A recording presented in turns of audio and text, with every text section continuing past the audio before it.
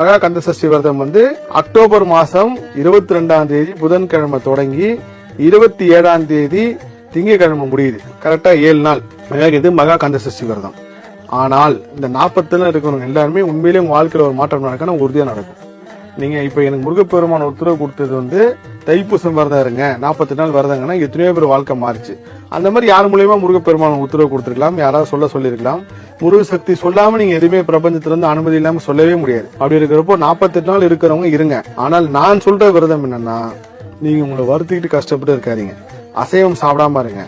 நீங்க ரொம்ப ரொம்ப கான்சியஸா இருக்கணும்ன்றப்போ அதுக்குண்டான எதிர்வினை உங்களுக்கு கோவம் வரும், டென்ஷன் வரும்ன்றப்போ அதை நீங்க ரொம்ப கண்ட்ரோலா இருந்துருக்கின்றப்போ இந்த விரதம் கம்ப்ளீட்டா நல்லபடியா முடிஞ்சு உங்களுக்கு பலன் கிடைக்கும். ஆனால் நீங்க ரொம்ப நான் ஸ்ட்ரிக்டா ஃபாலோ பண்றேன் அப்படின்ற நேரத்துல உங்களை நீங்க வருத்திக்கிட்டு இருக்கிறப்போ அதோட தாக்கம் உங்களை இந்த பக்திகளை கொண்டு போக விடாம தடுத்துக்கிட்டே இருக்கும். சோ நீங்க ரொம்ப உங்களை வருத்திக்கிட்டு இல்லாம அசைவம் சாப்பிடாம இருங்க உங்க 48 நாள். காரணம் என்னன்னா, நீங்க 48 நாள் சாப்பிடாம இருக்கிறப்போ உன்னை இறக்குறீங்க. உங்களுக்கு பிடிச்ச ஒரு விஷயத்த, நீங்க நேசிக்கிற ஒரு விஷயத்த, ஏன்னா நீங்க பிரியாணி ஆக்சிஜன் மாதிரி ஆயிடுச்சு எல்லாருக்குமே.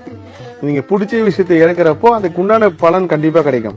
48 நாள் விரதம், அது சஷ்டி விரதம் இருந்தாலும் சரி, இல்ல நீங்க உங்களுக்கு 12 மாசத்துல எந்த நாள் உங்களுக்கு பிடிச்ச 48 நாள் இருங்க. இப்ப நான் 108 நாள் இருப்பேன். 48 நாள் விரதம் முடிஞ்சோன்னா கொஞ்ச நாள் நம்ம 2-3 நாள் ஃப்ரீயா விட்டு திரும்ப 40 days ஃபாஸ்டிங் இருப்பேன். இல்ல நான்வெஜ் சாப்பிடாம இருக்கிறதா இருக்கட்டும், இல்ல நீங்க ஒரு சில பேர்லாம் இருக்காங்க, மாலை போட்டு இருக்கவங்க இருக்காங்க, மாலை போட்டு பழனி நடந்து போறவங்க இருக்காங்க. வேண்டுதல் கிட்டத்தட்ட பல லட்சம் மாடல் இருக்கு. நீங்க வேண்டுதலுக்கு இந்த டிசைன் மட்டும் தான் நீங்க சொல்லவே முடியாது. அப்படி இருக்கும்போது நீங்க 40 நாள் விரதம் இருந்தாலும் சரி. ஆனால் என்னோட கருத்து, சஷ்டியில தொடங்கி சஷ்டியில முடிங்க 7 நாள் விரதம்.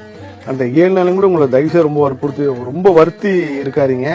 உள்ளன்போட நீங்க முருகான்னு சொன்னீங்கன்னா இப்போ அதுவே பெரிய விரதம் தான். காலையில இருந்து நைட் வரைக்கும் எல்லாத்துக்கும் நீங்க முருகான்னு சொன்னீங்கன்னா முருக சக்தி உங்களுக்கு பெருசா வேலை செய்யும். இந்த சஷ்டி விரதத்தோட பலன் எப்படின்னா, காலங்காலமா ஒரு பழமொழி சொல்றாங்க, சஷ்டியில நாகப்பையில வராது காரணம் சஷ்டியில இருந்தால் கருப்பையில வரும் சொல்லி. ஆனால் வெறும் குழந்தை பேருக்கு மட்டும் சஷ்டி விரதம் கிடையாது. கணவன் மனைவி ஒற்றுமையா இருக்கட்டும், பொருளாதார நிலையா இருக்கட்டும், இப்போ எல்லாருமே முருகனை கும்பிட்டா இந்த பண பிரச்சனை தெரிஞ்சிடும், முருகரை கும்பிட்டா வீடு கிடைச்சிடும், முருகர் கும்பிட்டா வேலை கிடைச்சிடும், முருகர் கும்பிட்டா கல்யாணம் ஆயிடும், முருகர் கும்பிட்டா குழந்தை கிடைச்சிடும் எல்லாருமே சொல்றாங்க. ஆனால் நான் சொல்ல வருது என்னன்னா, நீ முருகன்டையே கேளுங்க, முருகனையே கேளுங்க. முருகன் உங்களுக்கு வந்துட்டானா இது எல்லாமே சர்வசாதாரணன்ற.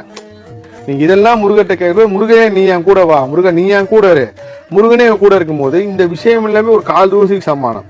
உங்களோட அடுத்த 12 தலைமுறைக்கும் முருகர் உங்களுக்கு உண்டான எல்லா விஷயத்தையும் லைஃப் செட்டில்மெண்ட் பண்றப்போ நீங்க ஏன் முருகிட்ட போய் சின்ன சின்ன விஷயம் கேக்குறீங்கன்னா என்னோட பக்தி வெளிப்பாடுங்கம்மா. இந்த கந்த சஷ்டி விரதம் ஆத்மார்த்தமா இருங்க. இது வேணும் அது வேணும்னு இல்லாம நீ என் கூட இரு முருகா, நீ என் கூட வா, என்னை கண்காணிச்சுட்டே இரு, என் பக்கத்திலே இரு. நான் துடிச்சாலும் சரி, சந்தோஷமா இருந்தாலும் சரி, கஷ்டப்பட்டாலும் சரி, என் பக்கத்துல இரு முருகான்னு இருங்க. கண்டிப்பா அதுக்கு முன்னாடி பலன் இருக்கு. நீங்க முருகர் கூட இருக்கிறப்போ வேற எந்த விஷயம் உங்களுக்கு கிடைக்காம போயிட போகுது.